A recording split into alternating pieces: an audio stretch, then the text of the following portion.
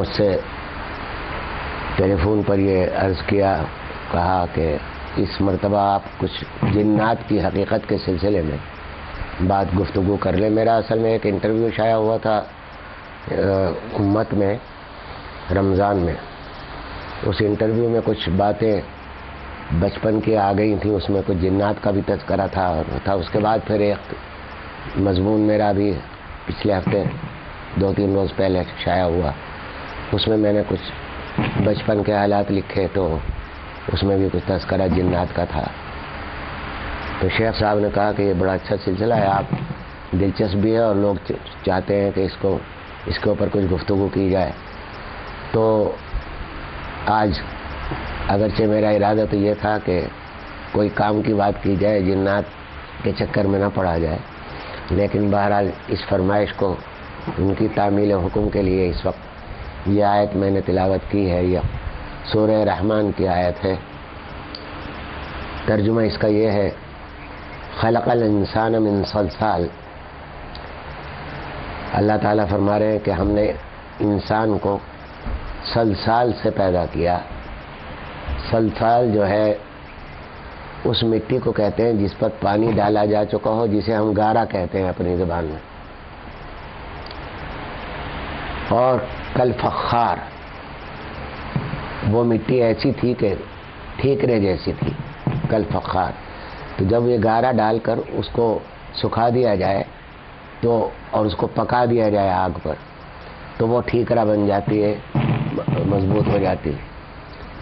تو قرآن کریم یہ کہہ رہا ہے کہ انسان کو ہم نے ایک ایسے گارے سے بنایا جو ٹھیکرے کی طرح تھا۔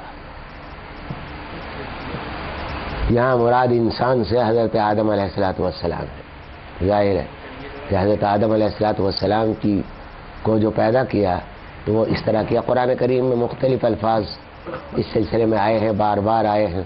کہیں تین کا لفظ آیا ہے کہ تین سے پیدا کیا، کہیں اور دوسرے الفاظ استعمال کیے گئے ہیں۔ آگے فرما رہے ہیں کہ بخلق الجان من مارج من نار، اور ہم نے جان کو پیدا کیا۔ جان نون کے تشدید کے ساتھ جاننا ہے، ان کو جاننا کو پیدا کیا کس سے؟ من مارج من نار، کہ ایک شعلے سے جس میں دھواں نہیں تھا، لپکتا ہوا شعلہ۔ جب شعلہ لپکتا ہے تو دھواں نہیں ہوتا، جب شعلہ بیٹھ جاتا ہے تو دھواں پیدا ہوتا ہے۔ تو ایسے شعلے سے پیدا کیا جس میں دھواں نہیں تھا۔ یہ سورہ رحمان میں جنات کے بارے میں یہ عرض کر دوں کہ قرآن و سنت کے اندر جنات کا ذکر کئی جگہ آیا ہے، اور بہت سی باتیں تو جنات سے متعلق مستند طور پر قرآن سے اور حدیث سے ثابت ہے، اور بہت سی باتیں وہ ہیں کہ جو بہت زوائد ہیں اور جو لوگوں میں مشہور ہو گئی ہیں، جن کی کوئی حقیقت نہیں، اور بہت سی باتیں وہ ہیں کہ جن کو نہ ہم یہ کہہ سکتے ہیں کہ صحیح ہے یا غلط ہے۔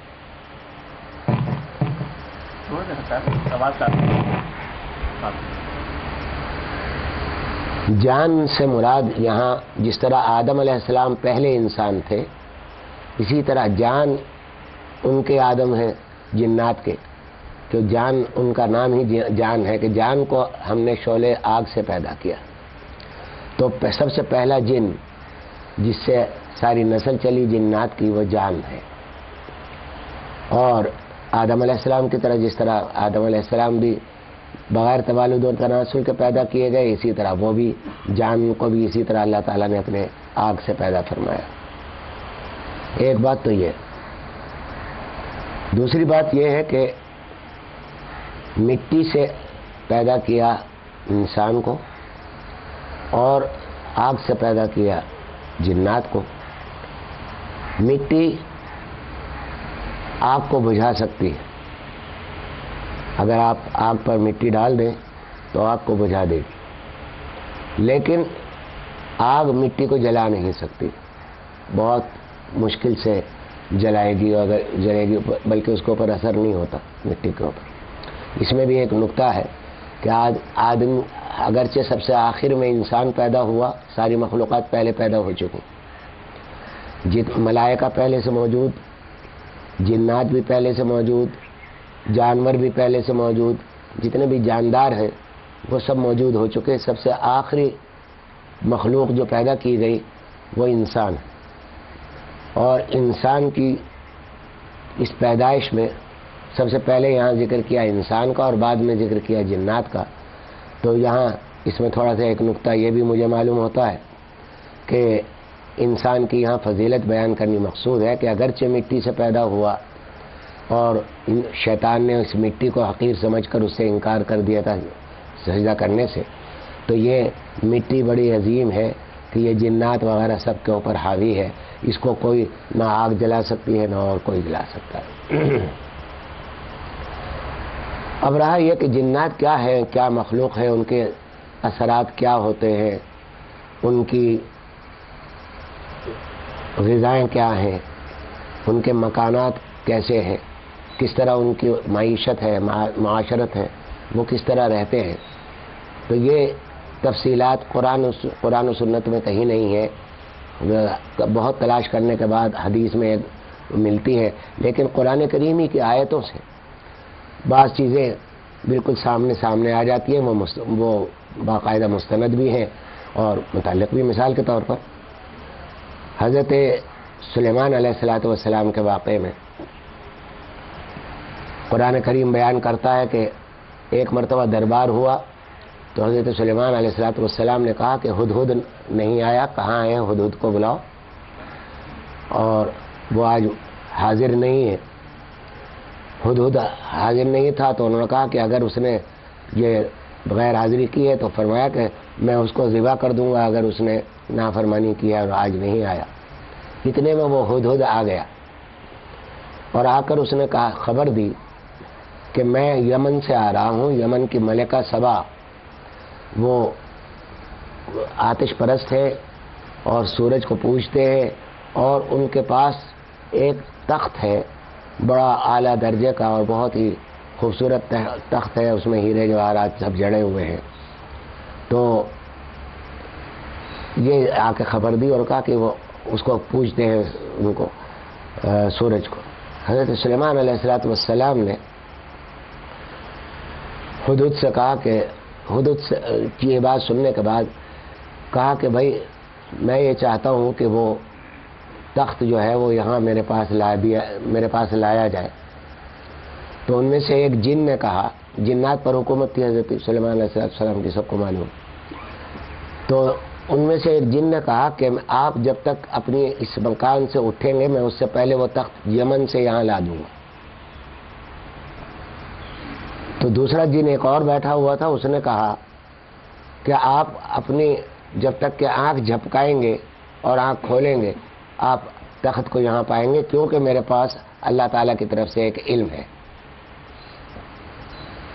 چنانچہ ہوا یہی کہ جب آپ نے آنکھ جھپکائی اور وہ تخت موجود تھا تو آپ نے شکر ادا کیا اللہ تعالیٰ کا کہ اس نعمت کا کہ ایسی قوتوں کو میرے نگرانی میں دے دیا.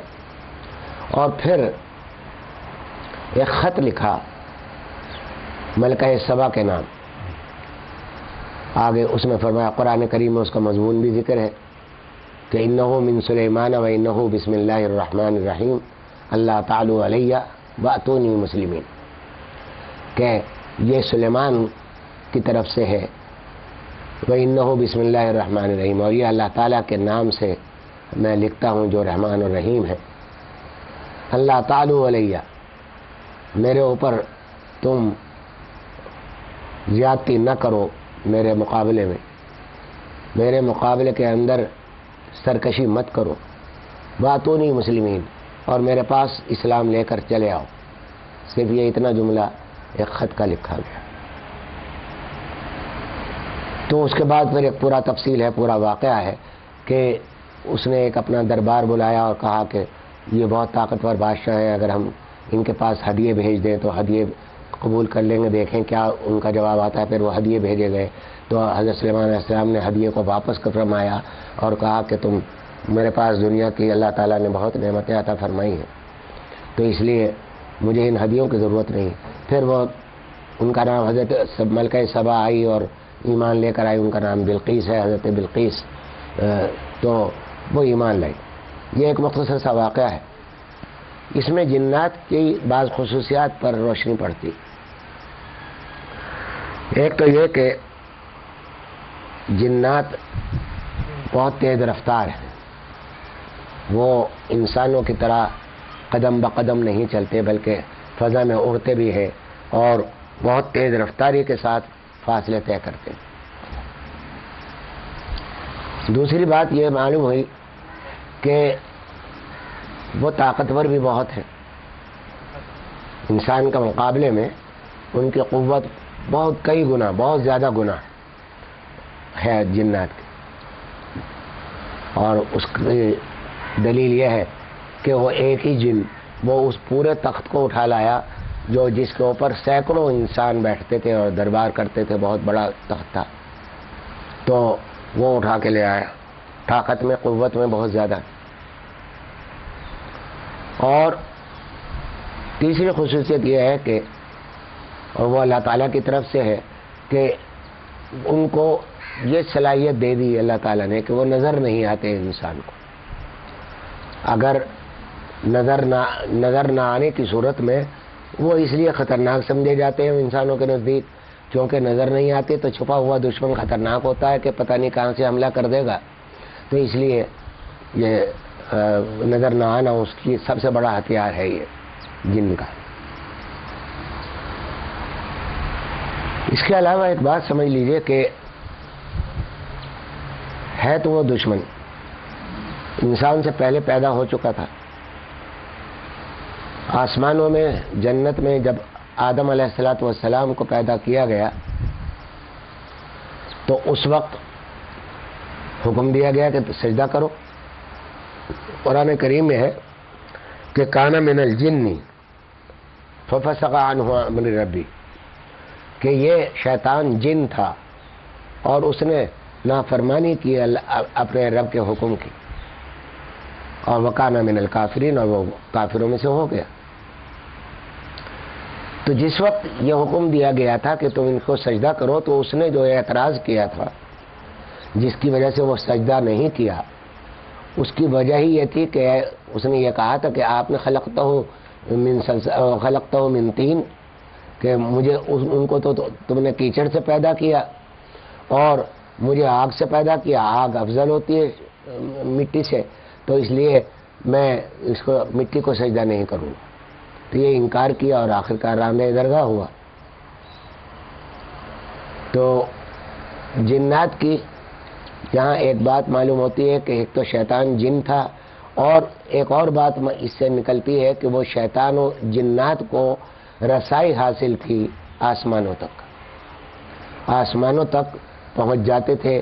اب یہ خصوصیت بہت بڑی خصوصیت ہے کہ اب اگر آپ دیکھیں کہ آج کل تو اس کی کریشن آف دی یونیورس کے اوپر جو تحقیقات آئی ہیں اس پر میری کتاب بھی ہے، تو وہ اس یعنی تمام کہکشاؤں سے گزر کر تمام ایسے راستے کی رکاوٹیں ہیں جہاں سانس لینے کی گنجائش نہیں ہے، جہاں ہوا نہیں ہے، کچھ نہیں ہے، ان سب چیزوں سے گزر کر آسمانوں تک ان کی رسائی تھی۔ اور شیطان تو باقاعدہ جنت میں رہتا ہی تھا اور وہاں رہ کر فرشتوں کی تعلیم بھی دیا کرتا تھا، اسی لیے اس کو معلم الملکوت بھی کہتے ہیں کہ وہ ملائکہ کا استاد تھا۔ بلکہ ایک روایت یاد آئی کہ لوح محفوظ تک بھی اس کی رسائی تھی۔ لوح محفوظ میں لکھا ہوا تھا کہ ایک شخص یہاں سے جنت سے نکالا جائے گا ذلیل ہو کر، اور وہ اللہ تعالیٰ کی نافرمانی کرے گا۔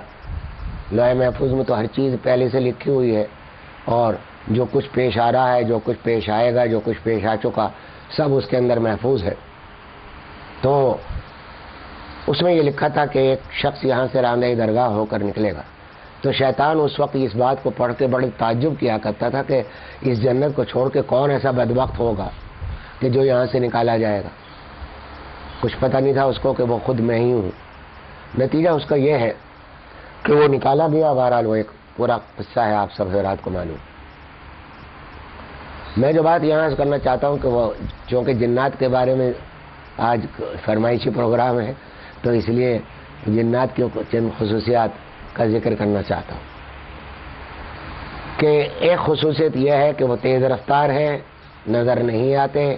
تیسری بات یہ کہ ان کے سفر جو ہے وہ خلاؤں میں بھی ہو سکتے ہیں اور آسمانوں تک بھی جا سکتے ہیں۔ یہ تو استنباط کر کے قرآن کریم کی آیات سے واضح معلوم ہوتا ہے۔ کچھ چیزیں احادیث میں آئی ہیں جنات کے بارے میں کہ یہ جنات کیا، یہ تو نہیں کہ کیا ہیں، بلکہ یہ ہے کہ حضرت صلی اللہ تعالیٰ علیہ وآلہ وسلم کو چونکہ حکم دیا گیا تھا کہ تم جنات کی طرف بھی رسول بنائے گئے ہو اور انسانوں کی طرف بھی رسول بنائے گئے ہو، تو لہذا انسانوں کو بھی تبلیغ کرو اور جنات کو بھی کرو۔ تو آپ نے جنات کی تبلیغ کے لیے بھی ایک مقام متعین کیا اور وہاں پہنچے جو جنات کا علاقہ تھا، اور آپ نے وہاں ان کو تبلیغ کی۔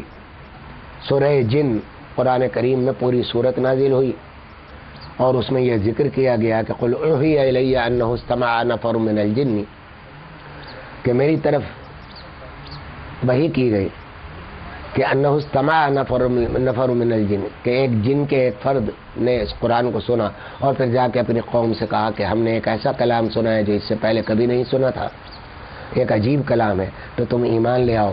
تو اس نے بھی تبلیغ کی اور آخرکار بہت سارے جنات ایمان لے کر آئے۔